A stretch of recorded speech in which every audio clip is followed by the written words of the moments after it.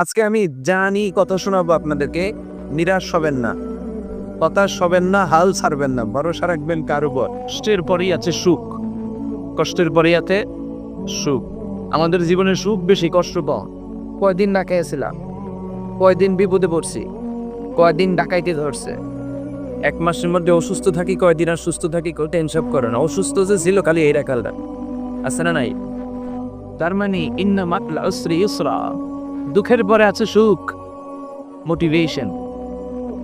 প্রাণ যে আবার উদ্বেলিত হয়ে ওঠে। তাই তো আসলে তো দুঃখের পরে সুখ। এজন্য কষ্ট যখন পাবেন, অসুস্থ যখন হবেন, ওইখানেও আনন্দ করবেন, কারণ সামনে আরো আসতেছে। সুবহানাল্লাহ বলে, মুমিনের হারাবার কিছু নাই, দুঃখ পাওয়ার কিছু নাই।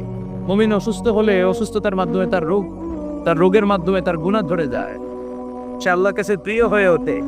তা আমাদেরকে কেউ হারাইতে পারে? কথা বলেন, আমাদের কেউ ভয় দেখাইতে পারে?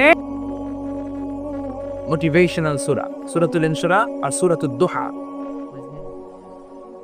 এখানে অনেক হিউজ মোটিভেশন আছে। যারা হতাশ, যাদের জীবন ভাল লাগে না, মরে যেতে মনে চায়, গার্লফ্রেন্ড গালি দিচ্ছে, আছে না নাই?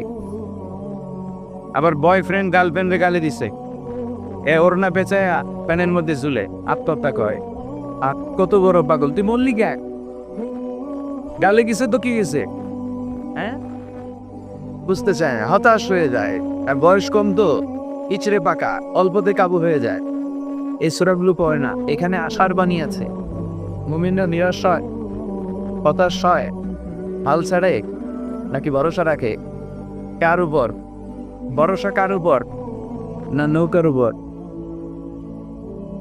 ধানের শীষ, নাঙ্গল, হাত পাখা, দাড়িপাল্লা, ভরসা থাকবে একজনের উপর। চিল্লায় বলেন, তিনি কে?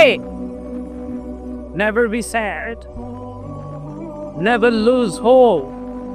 Every time you feel like you cannot go, you feel so lost that you are so alone. Don't despair and never lose hope, 'cause Allah is always by your side. Inshallah, inshallah, inshallah, you'll find your way. Inshallah, inshallah, you'll find your way every time you feel like you cannot go on. You feel so lost that you are so alone. Don't despair and never lose hope, 'cause Allah is always by your side. Inshallah, what is inshallah, inshallah, you will find a way. Inshallah,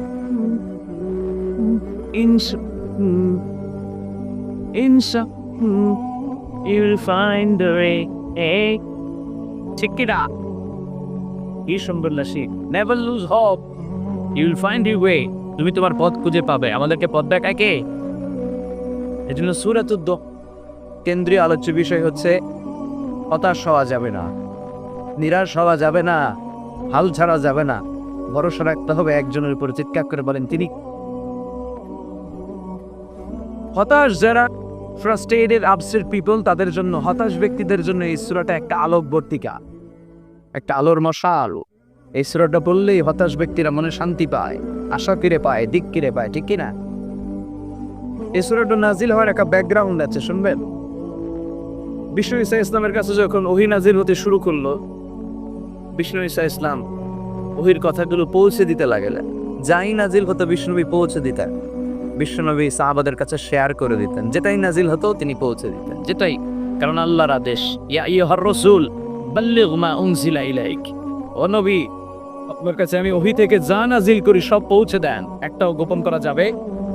আল্লাহর কাছ থেকে বিশ্বনবী যে সমস্ত message, information, তথ্য, revelation ওহী পেয়েছে, তাও কি বিশ্বনবী গোপন করেছে? সব প্রকাশ করে গিয়েছে, সব শেয়ার করে গিয়েছে। বিশ্বনবী শেয়ার করতে লাগলেন। সকালে যা নাজিল হয় শেয়ার করে, দুপুরে নাজিল হয় শেয়ার করে, রাতে নাজিল হয় করে, শেয়ার করতে লাগে। কিন্তু কি অবাক করার কাণ্ড, হঠাৎ করে এই ওহী আসার ধারাবাহিকতা আল্লাহ বন্ধ করে দেয়া, ওহী আর আসে না, আকাশ থেকে নতুন তথ্য আর নামে না। ঘটনা কি? ওহী আসে না কেন? তথ্য আসে না কেন? জিব্রাইল আসে না কেন? কোনো বর্ণনা এসেছে 15 দিন, কোনো বর্ণনা 1 মাস, 3 মাস, এমনকি 6 মাস পর্যন্ত বর্ণনা পাওয়া যায় যে বিশ্বনবীর কাছে 6 মাস ওহী আসে নাই। বিশ্বনবী তো অবাক, ঘটনা কি? ওহী নামে না কেন? আর ওহী না আসলে তো বিশ্বনবী শেয়ার করতে পারে না। এতদিন যা আসতো বলে বেড়াতো, এখন আসেও না, বলতেও পারে না। কাফির মুশরিকরা বিশ্বনবীর গালি দিতে শুরু করলো, মুহাম্মদের রব মুহাম্মদের ভুলে গেছে, মুহাম্মদের আল্লাহ মুহাম্মদের ছেড়ে দিয়েছে। বিশ্বনবীর চাচি আবু লাহাবের স্ত্রী উম্মে জামিল বলতে শুরু করলো, কি মুহাম্মদ, তোমার শয়তানটা তোমার কাছে আসে না? শয়তান দ্বারা তিনি জিব্রাইলকে বুঝিয়েছেন যে তোমার জিব্রাইল তোমার কাছে আসে না। এভাবে সবাই গালমন্দ করতে শুরু করলো যে মুহাম্মদের আল্লাহ মুহাম্মদকে ভুলে গিয়েছে। বিশ্বনবী সাল্লাল্লাহু আলাইহি ওয়াসাল্লাম নিজেও হতাশ হয়ে গেলেন, কি রে ওহী আসে না কেন? আমার কোনো ভুল হচ্ছে না তো? আমার কোনো অপরাধ হয়ে গেল না তো? আল্লাহ কি আমার উপর অসন্তুষ্ট হয়েছেন? আল্লাহ কি আসলেই আমার ভুলে গেছেন? আল্লাহ কি আমাকে ত্যাগ করেছেন? তিনি কি আমার উপর রেগে আছেন? আমরাও মাঝে মাঝে এরকম হতাশ হয়ে পড়ি। এরকম হতাশ লোক আছে না নাই? কিরে আমার দোয়া কবুল হয় না কেন? আল্লাহ আমার ডাকে সাড়া দেয় না কেন? আমার জীবনে এত দুঃখ কেন? আমার জীবনে তো ভালো কিছু হয় না, খালি সব প্রশ্ন আমার কেন? এরকম আছে না নাই? এরকম হতাশদের জন্য এই সূরাটা একটা আলোর বর্তিকা, মোটিভেশনাল সূরা। আলহামদুলিল্লাহ, বিশ্বনবীকে আল্লাহ আশ্বস্ত করলেন আর এই সূরাটা নাজিল করলেন আর বললেন,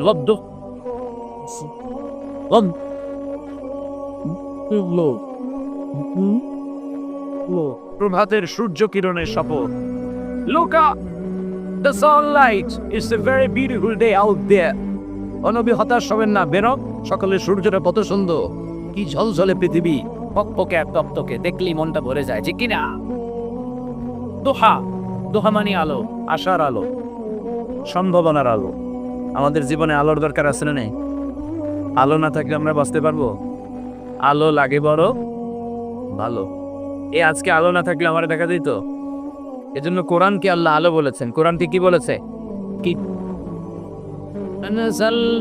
إليك لتخرج الناس من الظلمات إلى النور. Muhammad, I braved this holy Quran unto you to lead the mankind out of darkness into the light. অন্ধকার থেকে লাইট, লাইট মানে কি? আলো, আলোর দিকে নেওয়ার জন্য কোরআন পাঠিয়েছি। আবার বিশ্বনবীকেও আল্লাহ নূর, নূরের সাথে তুলনা করেছে। আবার বিশ্বনবী আল্লাহর কাছে নূর চাইতেন, বলতেন, আল্লাহ আমার ডানে, আমার বায়ে আলো দাও, আমার সামনে আলো দাও, পিছনে আলো দাও, উপরে আলো দাও, নিচে আলো দাও, আমার দেহে আলো, আমার মাংসপেশির ভিতরে আলো দাও, আমার হাড্ডির ভিতরে আলো দাও, আমার জন্য তুমি আলো দাও। করেন আমি এজন্য আলো ছাড়া বেঁচে থাকা অসম্ভব। আল্লাহ তাআলা আলোর নামে সূরা দিলেন, সূরাতুদ দুহা, প্রভাতের আলো, প্রভাতের সূর্য কিরণের শপথ, আলোর শপথ। সুবহানাল্লাহ পড়েন।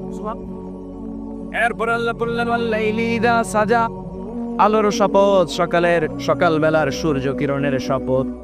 দ্বিতীয় আয়াতে আল্লাহ বললেন, রাত্রিবেলার শপথ, যখন রাত্রিটা নিঝুম হয়, হয় নিস্তব্ধ, নিঝুম আর নিস্তব্ধ রাতের শপথ। তাহলে আল্লাহ আলোরও কসম কাটলেন, তারপরে অন্ধকারেরও কসম কাটলেন, ঠিক কি না? আলো দ্বারা মূলত আল্লাহ তাআলা ওহীর আগমনকে বুঝিয়েছে, আর অন্ধকার দ্বারা আল্লাহ তাআলা ওহীর অনুপস্থিতি বুঝিয়েছে। এটা দিয়ে আল্লাহ বুঝাতে চাইলেন, ও নবী, কাফির মুশরিকরা আপনারা গালি দেয়, ওরা বলে যে আমি আপনার ভুলে গেছি, আমি আপনারে ত্যাগ করেছি, আমি আপনার প্রতি অসন্তুষ্ট। না না, আমি ইচ্ছা করে ওহী পাঠাই না, কারণ সব সময় আলো থাকলে ভালো লাগে না, কিছু সময় অন্ধকারের দরকার আছে না? নেই? বুঝে শুনে উত্তর দিয়ে, 24 ঘন্টা আলো, 365 দিন খালি আলো, আলো আরো আলো। যদি সূর্যের আলো সবসময় থাকে 365 দিন, ভাল লাগবে?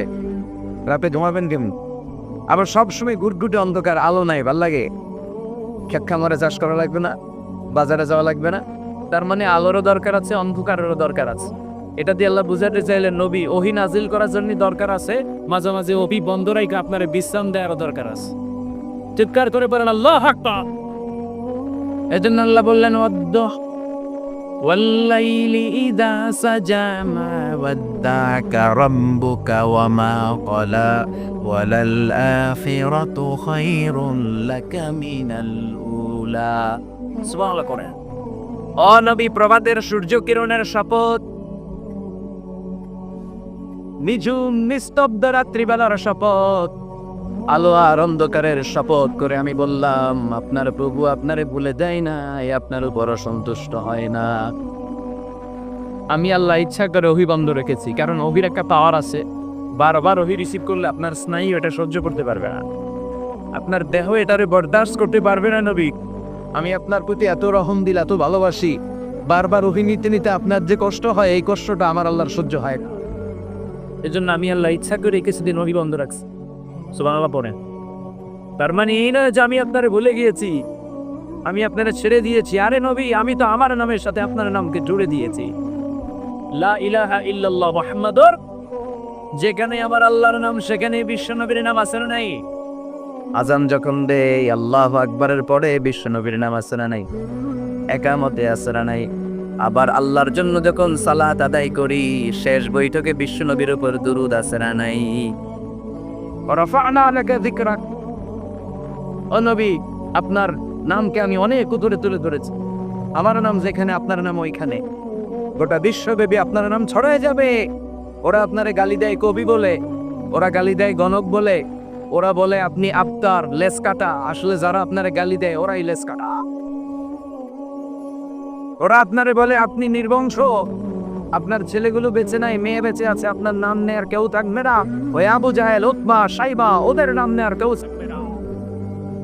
আপনি লেস কাটা নন, আপনি নির্বংশ নন। ইন্না শানিয়াকা, চিল্লায় বলেন ইন্না শানিয়াকা। যারা আপনারা গালি দেয়, যারা আপনারা নিয়ে কটু কথা বলে, ওরাই লেস কাটা, ওরাই নির্বংশ। ওদের বংশকে আমি আল্লাহ নির্বংশ করে ছাড়ি। চিল্লায় বলেন ঠিক কিনা? ও নবী, মা ওয়াদ্দা'আকা রাব্বুকা ওয়া মা ক্বালা, আপনার রব আপনারে পরিত্যাগ করে নাই, আপনারে ভুলে যায় নাই, আপনারে ছেড়ে দেয় নাই। আপনার রব ইচ্ছা করে ওহী নাজিল বন্ধ করে রেখেছে। আমি ইচ্ছা করে আপনারে প্রেসার দিতে চাই নাই গো নবী, কারণ ওহী রিসিভ করা অনেক কঠিন। এটা আস্তে আস্তে আপনি অভ্যস্ত হবে। সুবহানাল্লাহ পড়ে।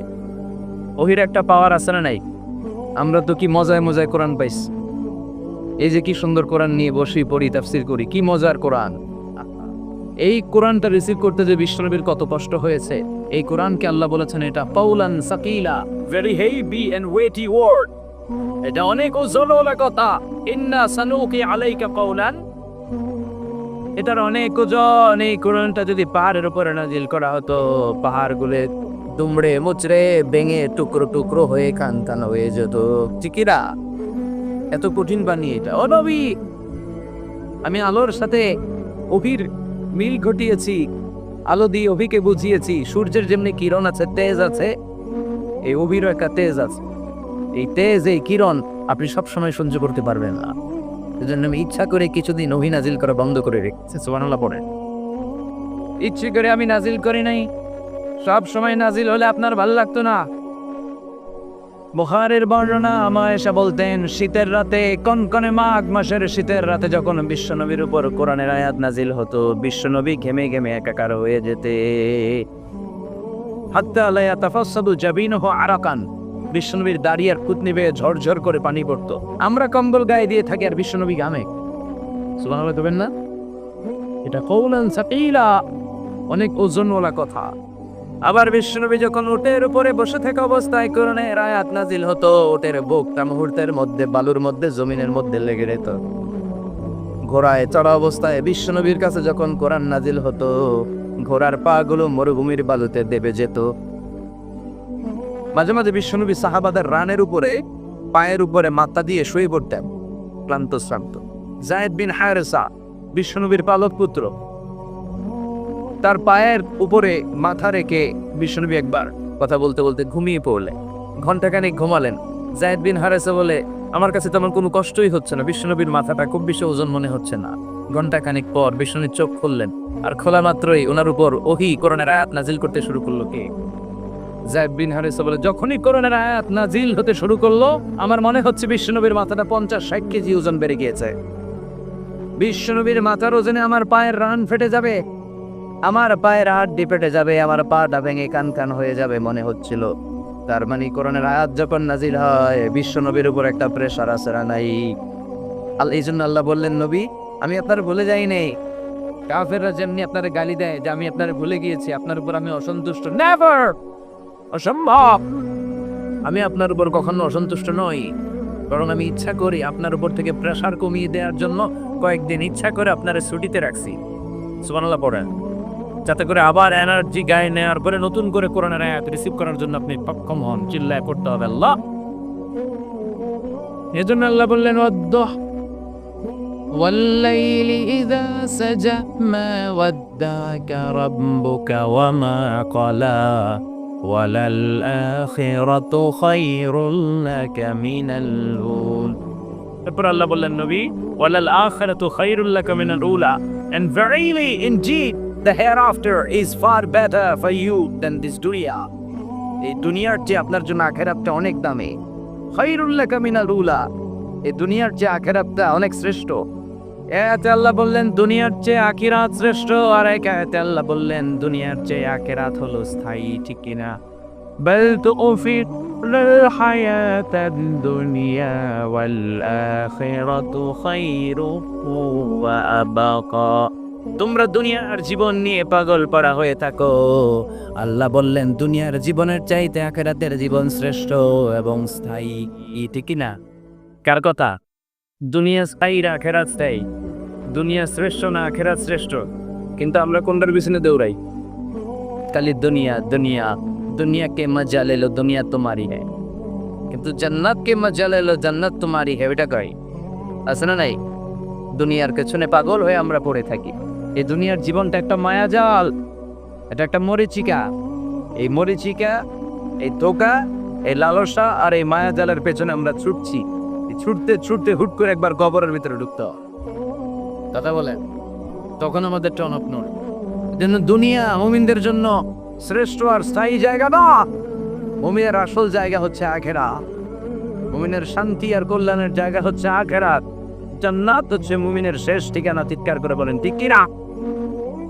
সেটাই বিশ্বনবী বললেন, নবী কাফির মুশরিকদের কথা আপনি কান দিবেন না, ওদের কথায় হতাশ হবেন না, নিরাশ হাল ছাড়বেন না, ভরসা রাখবেন কার উপর?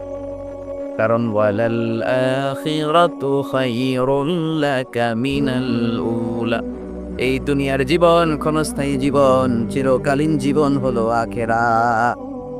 নবীরে কিভাবে আশ্বাস দিতেছে দেখছেন? অ্যাসিউরেন্স করতেছে, কনফার্মেশন। এই সূরাটা যে শান্তির সূরা, মোটিভেশনের সূরা, অনুপ্রেরণার সূরা, ইন্সপাইরেশন যে জায়গায় প্রতিটা আয়াতে আপনি ইন্সপাইরেশন পাবেন। তো প্রতিটা আয়াতে আপনি উজ্জীবিত হবেন, সজীব হবেন, এনথিউজিয়াস্টিক এন্ড এনার্জেটিক হবে, এনার্জি বেড়ে যাবে। আলহামদুলিল্লাহ পড়। এরপর বিশ্বনবীর আরো খুশি করার জন্য আল্লাহ বললেন, ওয়ালা সাউফা ইউতিকা রাব্বুকা ফাতারদা, ও নবী অচিরে এমন এমন জিনিস আমি আপনারে দান করব, এগুলো পেয়ে আপনি খুশি হয়ে যাবে। কে বলে? ওদের কথা আপনার মন খারাপ, আপনি ভয় পাবেন না নবী, হতাশ হবেন না, নিরাশ হবেন না, আমার উপর ভরসা রাখেন না। এমন এমন জিনিস আমি আপনারে দেব, ফাতারদা, ওগুলো পেয়ে আপনি খুশি হয়ে যাবেন। সুবহানাল্লাহ পড়ে। আল্লাহর কাজই হলো বিশ্বনবীরে খুশি রাখা। Verily I'm gonna give you something that will make you happy.